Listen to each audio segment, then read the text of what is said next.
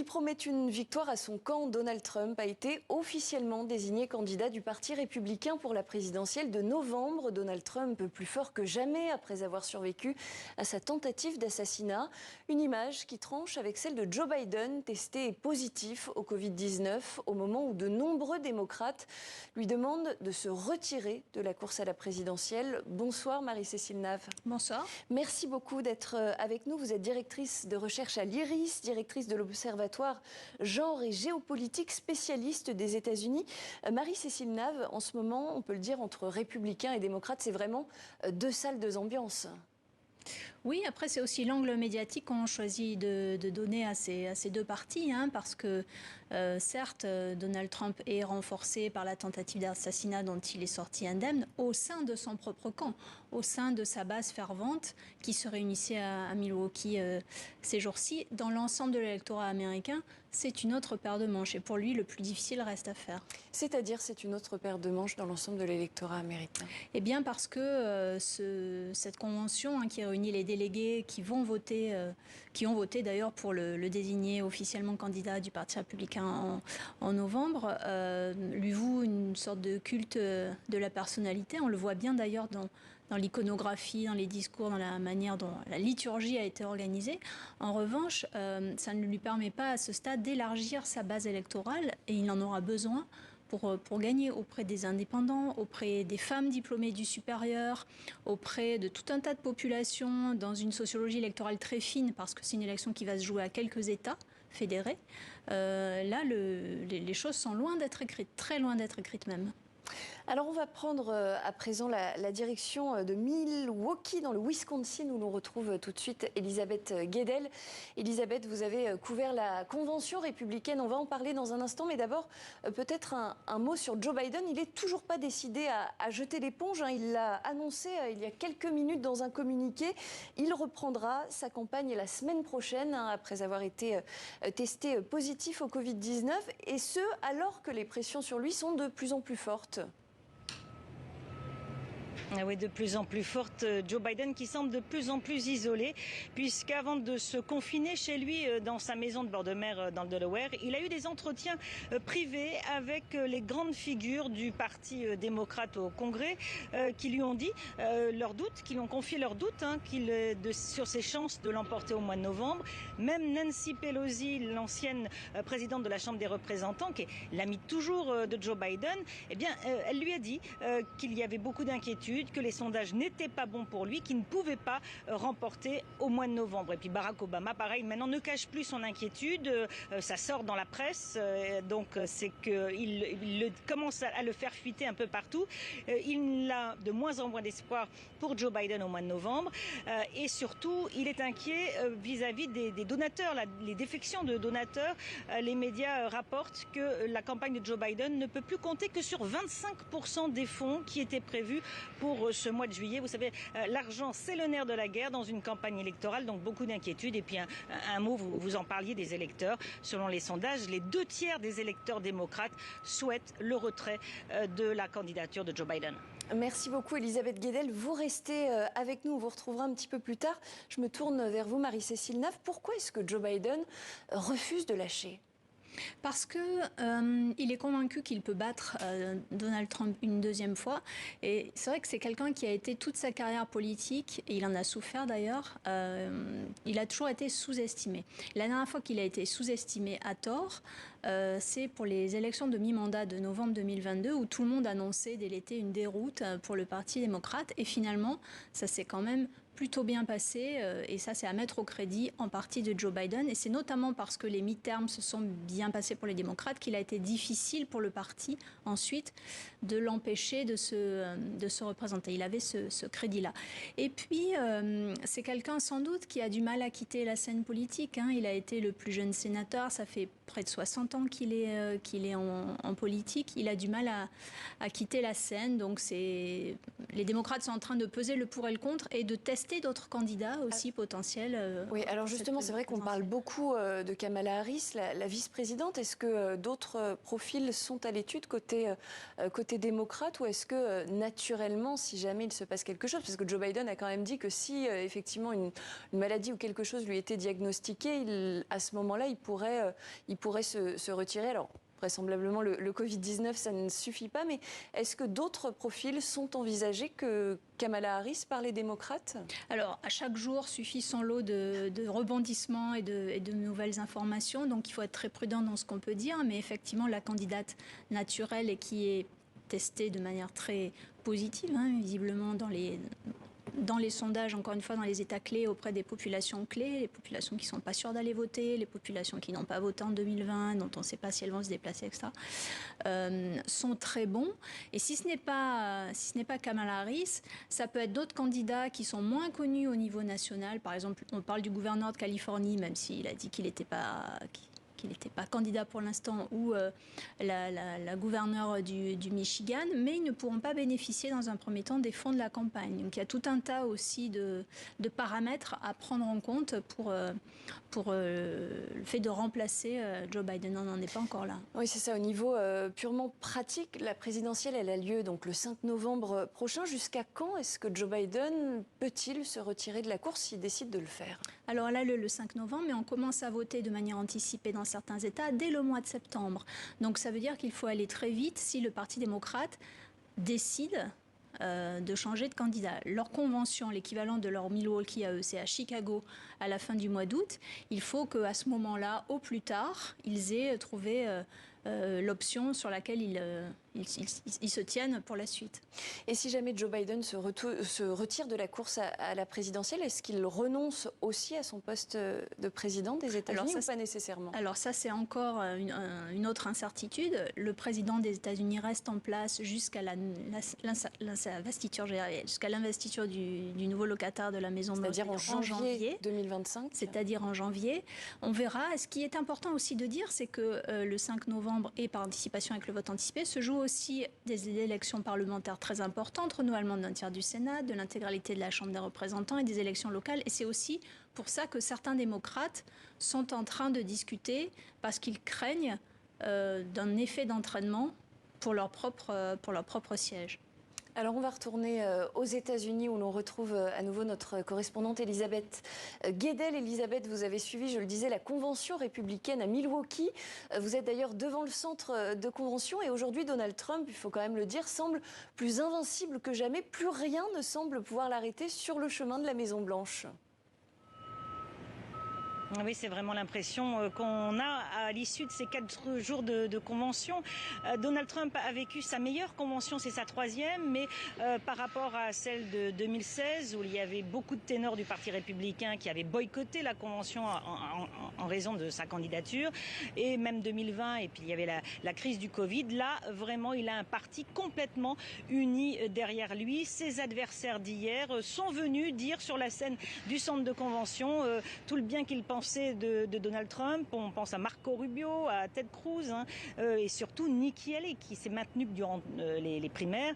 Nikki Haley qui a appelé ses électeurs à voter pour Donald Trump, même s'ils ne sont pas à 100% d'accord avec sa vision de l'Amérique, ce qui était assez habile. Et puis c'est vraiment un appel à l'unité une fois encore.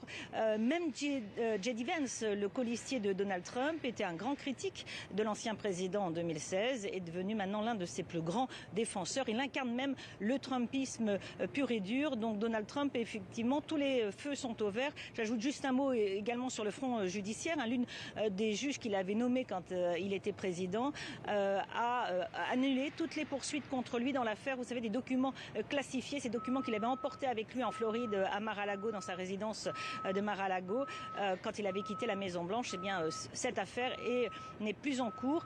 Donc, vraiment, pour Donald Trump, on a vraiment l'impression effectivement que rien ne l'arrête, surtout en contraste avec ce qui se passe du côté démocrate. Merci beaucoup Elisabeth. Marie-Cécile Nappe, vous souhaitiez réagir à ce qu'on vient d'entendre? Oui, il a été fait appel de cette décision de la juge, donc l'affaire est encore, en cours. Oui, alors quand même, il ne faut pas confondre l'engouement très très grand dont il bénéficie au sein de la convention des délégués républicains et l'opinion que l'électorat a de lui. Encore une fois, rien n'est fait. Il n'a pas encore gagné, Trump. Il n'a pas encore gagné, mais on a quand même eu l'image pendant cette convention d'un parti vraiment uni derrière son candidat. Alors ça, c'est vrai. Le hold-up de Trump sur le Parti républicain est tout à fait avéré. D'ailleurs, c'est plus le Parti républicain, c'est le Parti MAGA, Make America Great Again. Le Parti républicain traditionnel, où est-il passé? Le conservatisme réganien, tout un tas d'orthodoxie économique, etc. Tout ceci a été avalé par Trump. Et c'est un parti qui est complètement à sa gloire. Mais peut-être que le parti et les délégués, la plupart des élus républicains ont conclu un pacte faustien avec Trump. Et le prix à payer, c'est peut-être très élevé parce qu'il va falloir aller séduire d'autres parties de l'électorat, les indépendants, les républicains modérés, les femmes. Et ça, c'est une autre paire de manches. Et vous disiez à l'instant un parti à la gloire de Trump. Trump, on a l'impression que c'est une version renouvelée de lui-même qui est arrivée, qui s'est présentée lors de cette convention face aux républicains. C'est voilà, le Trump post-tentative d'assassinat. On a eu le sentiment qu'il était plus apaisé, qu'il était dans une autre dynamique par rapport au Trump qu'on avait l'habitude de connaître, peut-être plus offensif. Vous trouvez que Trump est apaisé? Moi, je trouve au contraire qu'il est encore plus renforcé dans le Trumpisme. C'est-à-dire, quand il parle de l'unité, c'est l'unité derrière lui. Et d'ailleurs, dans le discours qu'il a fait à Milwaukee, c'est un discours qui parle essentiellement de lui. Oui, l'unité, il faut être tous d'accord, à condition que vous soyez derrière moi. Donc, je ne le trouve pas du tout apaisé. La vindicte, la rhétorique, le storytelling, il est toujours de la division de la société. Il qualifie quand même les adversaires politiques, les médias, les immigrés de vermine. Les migrants, ce sont des gens qui empoisonnent, je cite, le sang du pays. Donc ça va quand même très loin. Et on n'est pas du tout dans un apaisement. Il ne faut jamais oublier que Trump, c'est une marque à entretenir. Une marque à entretenir. Elisabeth Guedel souhaitait réagir également. Oui, je suis tout à fait d'accord. On a voulu présenter un Donald Trump qui avait changé. C'était son discours. C'était ce qu'il avait dit dans une interview dans l'avion qu'il amenait à Milwaukee. Donald Trump, on l'a tout à fait entendu hier lors de ce long discours d'1 heure et demie. Il s'est présenté comme le miraculé qui voit les choses tout à fait différemment suite à sa tentative d'assassinat. Mais ça, c'était une petite partie de son discours. Ensuite, on a retrouvé le Donald Trump des meetings de campagne il a égrené tous ces grands thèmes, l'immigration, même il est revenu sur l'élection volée de 2020. Donald Trump reste Donald Trump et d'ailleurs en choisissant le colistier J.D. Vance, il veut assurer un héritage, que le Trumpisme continue après lui. J.D. Vance est une version très radicale de toutes les idées du Trumpisme. Donc Donald Trump n'est absolument pas le père de la nation qu'il veut se présenter. Évidemment, c'est très électoraliste. Il veut, comme vous l'avez précisé, il veut séduire ses électeurs qui hésitent encore pour qui ils vont voter au mois de novembre. Mais le discours d'hier, je ne suis pas sûre qu'il a réussi à séduire ses électeurs. Donc effectivement, rien n'est joué. Il y a un effet loupe, je vous l'accorde, au moment de la convention républicaine. On a cette impression qu'il est tout puissant, mais comme vous l'avez dit sur le plateau, rien n'est joué. Mais ça paraît très difficile. Il faut vraiment un électrochoc du côté démocrate.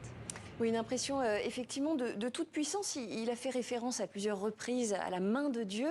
Pourtant, Donald Trump, il n'est pas si pratiquant que ça. C'est quoi? C'est une stratégie pour essayer d'aller conquérir le vote des évangélistes, un électorat qu'il essayait déjà de draguer, on l'a vu ces dernières semaines? Oui, et qui voteront pour lui une troisième fois très, très massivement, notamment en raison des positions que lui défend, mais que défend encore plus son colistier J.D. Vance, contre l'avortement, contre les droits des femmes. C'est une chose qui a été peu abordée lors de cette convention parce que c'est pas quelque chose dont ils veulent que les médias mettent en lumière, parce que c'est vraiment le sujet sur lequel la population américaine est la plus vent debout. la détérioration des droits des femmes. J.D. Vance, alors il est contre l'avortement, il est pour le maintien des couples violents, hein, je crois, je ne sais plus comment il formule ça exactement, pour le bien des enfants. Il dit que les femmes doivent rester avec un conjoint violent, voilà, parce que sinon la société va à sa perte. Enfin, c'est un petit peu ça. Il est pour une interdiction totale de l'avortement sur le territoire américain et pour empêcher les femmes de changer d'État, d'aller dans un autre État pour avoir accès à l'avortement. L'accès à l'avortement, c'est d'abord l'accès à la santé. Il y a des femmes qui meurent aujourd'hui aux États-Unis parce qu'elles n'ont pas accès à la santé gynécologique en raison de lois locales extrêmement restrictives et complètement ignorantes de la science. Donc ça, ce sujet n'a pas été mis en avant lors de cette convention, mais séduit les évangéliques, vous avez raison. N'avait pas été mis en avant, mais quand même, après sa tentative d'assassinat, Donald Trump a reconnu qu'il y avait quand même une certaine violence, notamment politique, qui s'était installée aux États-Unis. Est-ce qu'en choisissant justement quelqu'un comme J.D. Vance, ça ne risque pas d'aggraver les divisions politiques, les divisions sociétales aux États-Unis? Il faut rappeler que le contexte de violence politique, il est quand même très largement, non pas créé, mais alimenté et théâtralisé par le Trumpisme. Ça n'est pas arrivé quand Trump est entré à la Maison-Blanche. Ça existait déjà dans les années Obama, mais il a amplifié ça, il a surfé dessus. Et donc, entendre aujourd'hui que c'est les démocrates qui ont fomenté un assassinat contre lui, parce que c'est ce qu'a dit J.D. Vance dès les premières heures après l'attentat terrible, quand même, il faut le dire, dont Trump a été victime, c'est quand même très surprenant. Effectivement, moi, je suis assez d'accord avec vous. C'est-à-dire le choix de Vance va conforter l'aura de Trump dans un électorat qui est déjà convaincu. Qui est déjà acquis. C'est ça qui est étonnant, c'est qu'il aurait pu choisir un colistier qui lui aurait permis d'aller chercher un autre électorat. Il veut refaire le coup de 2016, c'est-à-dire refaire basculer la Blue Belt, c'est-à-dire les États du Midwest qui sont proches de l'Ohio, dont Vance est sénateur, Pennsylvanie, Wisconsin, Michigan, avec un discours très pro-travailleurs blancs, ouvriers de l'industrie, masculine, plutôt les hommes blancs, etc. Mais ça suffira pas pour l'emporter. Effectivement, aller chercher un électorat plus vaste, c'est ça qu'il lui faut. Et le pari de Vance est un peu surprenant à cet égard, mais Vance, c'est quelqu'un qui lui sera tout dévoué et qui a dit que s'il avait été à la place de Mike Pence en 2021, donc s'il avait été le vice-président de Trump et président du Sénat en 2021, il n'aurait pas certifié les élections, il n'aurait pas reconnu la victoire de Joe Biden. C'est ça qui plaît aussi à Trump.